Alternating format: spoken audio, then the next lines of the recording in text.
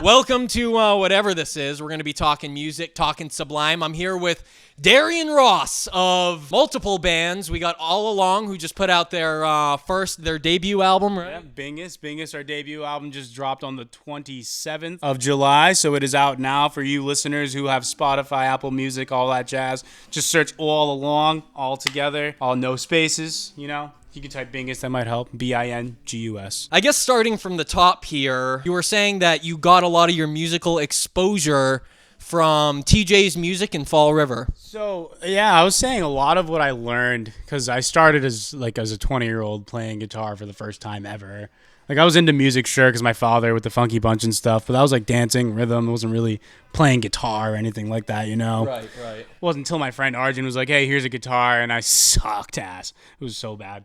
I remember not even being able to play an A minor chord and then switching to a G. Like, that's so nonchalant for me now, but back then it was like, it was a mission, dude. Yeah, it's a big deal. So do you feel that you've come to a place where you feel like you're free to expose yourself when you're playing music? Do you feel that kind of like you're giving a little piece of you out every time you play a song? You play live now. You've gone from having a hard time taking a G chord and going to an F, but now you can play shows, play full sets, play full albums like BINGUS, which you should plug it again, you know. So yeah, check out BINGUS. So you feel it's like you're exposing yourself. I definitely do. I definitely feel like I don't know. In a sense, I'm just kind of like showing what I can do now. Like, I've shown all the hard work I put in for the last few years of coming from nothing, not knowing shit about music, to well, now I can like talk theoretics and shit with people, and I can just play too. Like, so you do feel that you're exposing yourself in front of men, women, and children at your shows. I'm starting to feel like I am now. Yeah. All right. Let's give some. Yeah.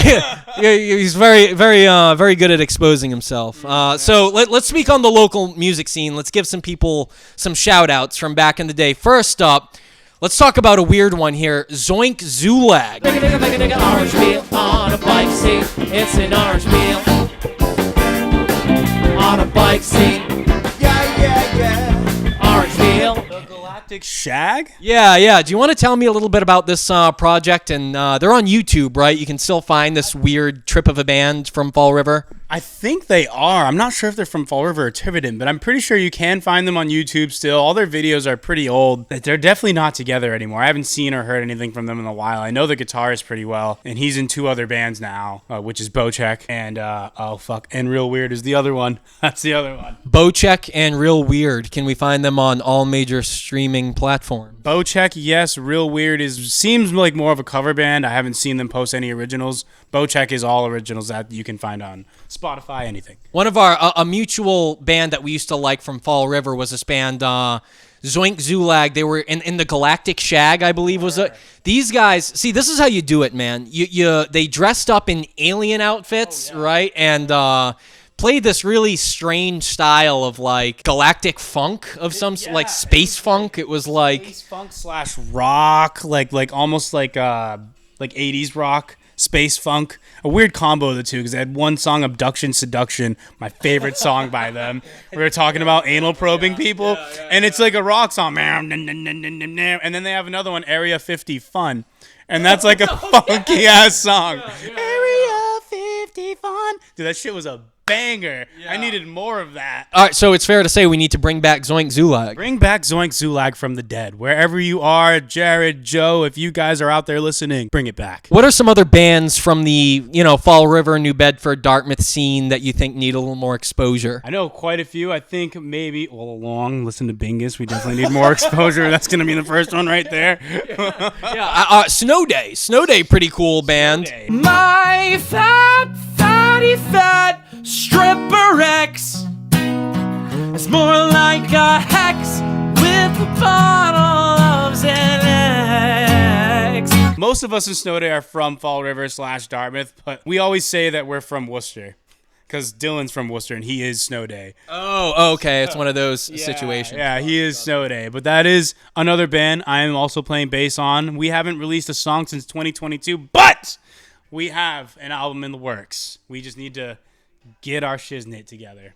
Fuck yeah, dude. We'll be waiting for that. What's that song that you guys have that's like, I hate my fucking life? Feels. Yeah. Mr. Feels. That's a great song. Yeah. On Spotify. Is it That's true? our top hit. Is it true that people call you guys Blink 183? That is true. Contrary to popular belief, that is true. Yes. I couldn't believe it myself. Blink 183. Who the fuck does? The internet's filled with weird rumors. All right, so let's talk a little more Bingus here. So one of my favorite songs on the album actually has an error in it, and I was hoping you guys could clear this up. Yep. It's the song about the actress Pamela Anderson. Mm-hmm. I don't know if there's an accent or if there's some kind of I don't know what happened. I think it's Pamela. It's not Palm. It's not. Pamela. So how do you pronounce it? Well, if you want to be British about it, you can say Pamela Henderson. But we're talking about your Pamela Henderson because the song's about jerking off. What? Yeah, the song's about cranking your hog. Oh yeah. I didn't know that. Oh yeah. Fun fact: Pamela Henderson is we and her go way back. Because it was the first thing you did to yourself was this action as a dude, right? That was the first action you did. You know about this, right? You seen this? Have you heard of it? I actually don't know what you're talking about. It's actually kind of weird. Who's the singer? All Along. That would be Jake and Jake. Does he do the lyrics? No, Jake does. Okay, so Jake, dude, if you just want to, Jake, if you just want to like fix that a little bit, it's Pamela. Anyways, I saw in the description of your Spotify, you guys self-describe as a 2000s style band. What is it about your band that makes you 2000s? What makes any band 2000s?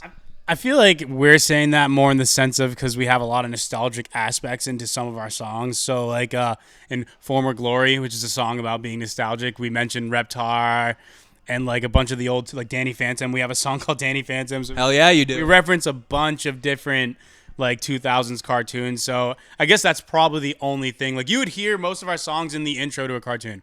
Like What's New Scooby-Doo. That's a really good point. I never actually thought about that. Yeah, that's really cool. I think that's what we're trying to get at is like we sound 2000s because we're bringing all this nostalgic shit back, and you'd probably hear it on a cartoon that came out in the 2000s. I think what makes a song 2000s to me is I have a song called Booyah, and I like to take 2000s lingo like that. I like to think of myself with a natty ice in hand. Oh, yeah.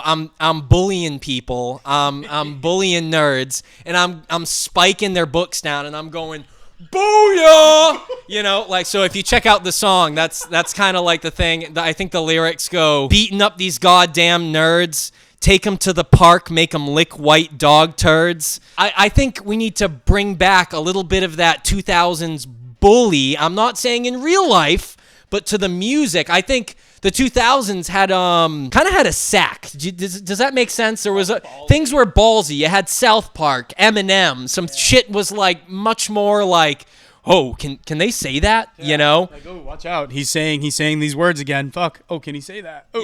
Yeah. See, I think that's one of the things I'm nostalgic about. That's why I still love like metal and stuff like that because I feel like it holds the over the topness and the like. Oh, you can't do that. You know what I mean? I appreciate that aspect of music. So the metal scene around here too is like gigantic, like a lot bigger than I ever thought it was. I wish I knew that. I can't find anybody who likes the shit. Every time I'm in Providence, there's always a metal show of some sort or something going on. I will. Providence is probably the best place to find like a metal show or any of that underground metal shit. I guess I mean less Plymouth, more Providence. Yeah. Plymouth is yacht rock, baby. This is yacht rock central. One thing that I miss about the 2000s that you might be familiar with, freestyling.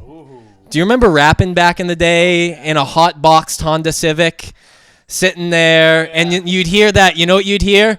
Real trap shit, or you would hear, listen to this track, bitch. This is real street music. Yeah, dude, I remember that in my Volkswagen Jetta. Whole car is just smoky. And I don't remember what the fuck we were first. I think it was She Will by Lil Wayne. Put the fucking instrumental on and just went in and put it on over and over again. Just going in for like an hour straight. High as fuck. You used to get high. You used to get like egregiously high. Some kid would be sleeping in your back seat. You would just be praying there were no cops. That was the ever present thought on everyone's mind, was it not? Please let there not be cops here. Yes, it was.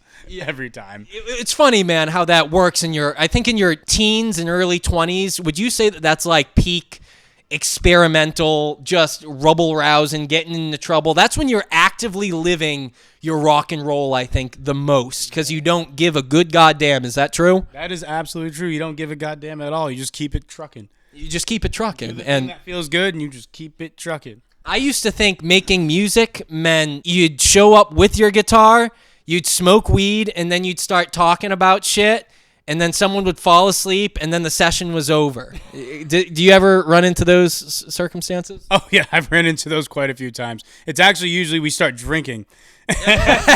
And then I pass right the fuck out. Or like I remember one time I went to Snow Days, Dylan's house, and we're drinking.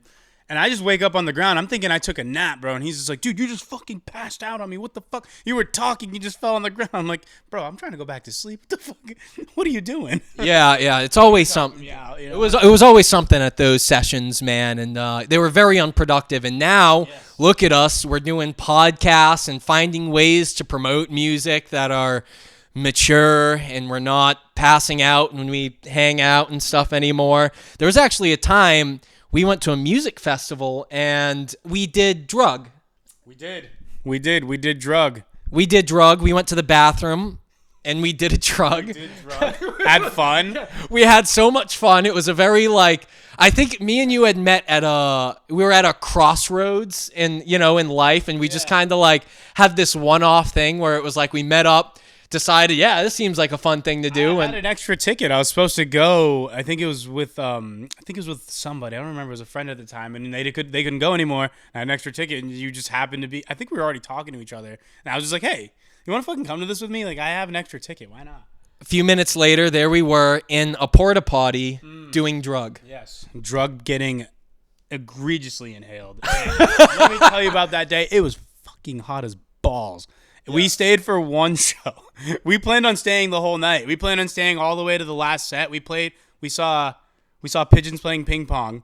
We walked in while they were playing Give It Away, Give It Away, Give It Away now. I forgot about that shit. Yeah. Remember we heard them, we were like, oh, yeah. Chili Peppers. Yeah. If you are in the Dartmouth, New Bedford scene for 2 minutes at any point, you know how to play Under the Bridge. Is that true? That is 100% factual. You probably know how to play Santeria as well. Is that true? If you don't know how to play Santeria, you don't live here. What's another song that you might throw in that banana bunch? Mary Jane's Last Dance. Oh, I hate that song. I fucking hate that song. Everybody at every fucking bar plays that Tom Petty song, and I always think it's Danny California for a few seconds. Same chords. Yeah, exact same chords and inflection, with a dum dum dum dum. It's that same rhythm, The only difference is a southern draw. Yeah, southern draw and an E minor. Yeah, literally.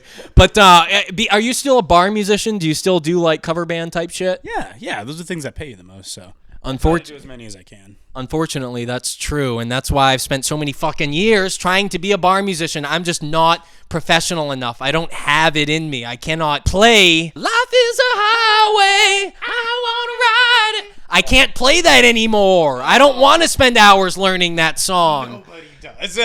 I hope nobody ever wants to spend hours learning that song. You just do it because you have to. Yeah, and that's the part of music I think people don't really know about is that, dude, if you're actually going to be a musician, you're going to have to actually buckle down, put on your big boy boots, and take some goddamn responsibility. Yeah. And I don't want to do that. Fuck all that. You got to suck it up. Why would I want to suck it up when I can just play what I fucking want? Right, 100%. But the thing is, like you said, what people want from you as a musician usually is those covers, is those things. Right. That's what pays. So you end up in a weird position. What would you prefer to do, originals or covers? Obviously, I think most of us would prefer to do originals. I love doing originals and expressing myself, full me. But doing covers gets me money. So I kind of lean towards that way for now because I get $200 to do a cover night and $20 to do an original night. Yeah, that's depressing. Yeah. That's straight up sad. And that $20 goes right to booze every time, so I don't really get anything anyway. Yeah, that's. I remember it being the same way. You know, the few shows I did play, it was just like, oh, you get to maybe have some free chicken wings or something. You know, and then pay for the rest of your drinks. Oh, here's the check for $40, and you already put that all towards the liquor anyway. Yeah. And it's you might as well not even got it. Like, fuck. Yeah. Brutal. People don't understand, man. They don't understand the grind of the musician. No, they don't. Even big shows. Like, I played at Off the Rails once. That's and that was recently. That was last year. That's the Palladium. Yeah. So Off the Rails is like a venue, like same owners. It's right next to the Palladium. It's just as big. We did an emo night there, and it was packed. What a fucking night. We did Green Day covers because we were a Green Day band that day, and we did some originals. I think I got like $25 from that night. So the house was fucking packed, bro. I thought like, all right, at least 100. This will be good. I got like $20. I wasn't mad, but not surprised. What are the best venues? What are you always looking forward to play? I love News Cafe. Alchemy is a really good venue if you can actually sell the house out or get a lot of people to go. I've been fucked by the sound guy there a few times, so it wasn't great, but it wasn't terrible. I played to an empty house. And then Dusk, I missed Dusk. That was probably one of my favorite places to play at. It's not open anymore. But the sound there was disgustingly good. Like the only place where the guy was like, hey, can we test your bass real quick? And I was like, sure. And I played a low E, and the whole building, like an earthquake started. I was like, oh, I've never done that before. Oh, fuck. Someone just shit themselves from whatever note that was. Yes. Let's talk influences here. Me and you have one common influence who I wanted to talk to you about because I think you're a guy who gets Sublime. Now, of all the cover bands that, of all the bands that cover bands play to death, Sublime is 100% one of them. But even through that, and even my own painstaking journey learning solos and blah, blah, blah, I never got tired of Sublime. And to this day, I mean, I know if I go to a Bad Fish show, I'll probably still catch you there. You probably will, dude. I haven't been in fucking years. I haven't been in fucking years either. That was one of the most magical. I mean, that is like peak, as good as a cover band can get, in my opinion. Would you agree? They were great. They're honestly even better than Sublime in the 90s. Yeah. I mean, dude, time to practice it, I guess. But like, not only that, but they include the samples. They include like everything. So if you guys haven't checked out Bad Fish, or if you've never been to a Bad Fish show, you should absolutely fucking go to a Bad Fish show. And we've run into each other a couple of times at those, and we're always like half in the bag. Want to do drug? Yes. yeah, the good old days. But I wanted to ask you, what do you think it smelled like inside Bradley Knowles' van? I don't even want to know what it smelled like, but I think he describes it in Garden Grove, doesn't he? It smelled like dog shit or something like that. Well, he says, dog shit off my hand, hassled by the man. Waking up to the alarm, sticking needles in your arm, picking up trash on the freeway. Oh yeah, no, it's you. It's that shit stuck under my shoe. It's that smell inside the van. So it must be shit in his shoe that's in the van, right next to his rose oil. With Lou Dog? With Lou Dog, also smelling the place up next to his own rose oil. Next to shitty 90s mids weed, roaches. That bunk ass fucking brown shit, dude, the tumbleweed, yeah. And they're smoking bogeys too, cigarettes while they're in there as well. 100%. So there's cigarette stench, sweat. There's no way there's AC in that van. Well, if you look at Eric Wilson and Bradley Knoll, those are some hefty dudes, and Bud was rotund. I think the drums kept him good, though. You know what I mean, for the most part. But I imagine that when there's that line in Garden Grove that sticks out to me, it's that smell inside the van. I think, what exactly did that smell like? And that's why I ask you, because it's actually quite harrowing. Yeah, see, you agree. That one killed me. Yeah. One of my favorite things about Sublime is that they are a greasy group. I don't think people. I think people downplay that. Do you agree? I think I do agree. Yeah, because most people only really know like them for Santeria and What I've Got, and then that's it. Yeah, the radio shit. Yeah. But what would you say their best material is? Ooh, I like a lot of things on Everything Under the Sun. That's the shit that popped out. After Bingus. Died and shit. Bingus. Duh. That's the number one album. Plug. Listening to. Bingus. Put it on. Bingus. All right. So back to Sublime. Yeah. Everything Under the Sun fucking rules. If you're not listening to that, poser. Jaw doesn't pay the bills. Jaw don't pay no bills. That Green album. Yeah. I used to have the cassette. Yep. Love that shit. It's all older sounding stuff, and some of it's really shitty sounding, but I like it. It grew on me. Robin the Hood is great. You get STP on there. Oh, dude, so good. The Rally Soliloquies, that crackhead friend of theirs just rambling. I really only dislike Cisco Kid on that one. It's like the only one I'm like, I can't Get into Overrated. Not great. What do you think of Sublime's punk songs? Ooh, I like a lot of them. What's your favorite? The Farther I Go is probably my favorite one. How does that one go? The farther I go, the further back I get. The farther I go, the further back I get. The farther I go. I don't know it. So good. It's on everything under the sun. The quality of it is garbage, but it's a good song. Does the quality make the song good, or does the energy make the song good? The energy makes the song good. 100%. A lot of my favorite music comes out of very lo-fi. I think that's why I got so addicted to Sublime, is because I got so obsessed with the fact that you had these three dudes who were just breaking into their studio late at night, their local college studio, and they were just fucking letting it rip, having fun with it. They weren't like so concerned about, even though the EQ stuff is interesting, and when you can do those tricks, fucking sick, dude. Hey, good on you, Epstein, Einstein, whoever's the master manipulator of that shit. But it ain't me. And so what I look for in music is more of that tangibility, and that's what Sublime had. It felt like it was three dudes who you'd smoke bud with, who were, who would come through, maybe stink up the party a little bit, and Wrecked the place a couple of times. Pretty sure they got kicked out of hotels on multiple occasions for wrecking the place. I don't think you're allowed to shoot up and miss checkout time. No, I don't think so. Unless it's a thing we don't know about. I don't know. Somebody put that in the chat. You let us know in the comments, and let us know what you think of the album BINGUS. Yes. They plugged again. As far as Sublime goes, I would say they are the pinnacle of you can do it without the bullshit, the frills, the polish. You can make it grassroots, and I wish more people would take that away. 100%. They didn't even. I don't think they use a click track. They just played all their songs as one take, all the way through the song.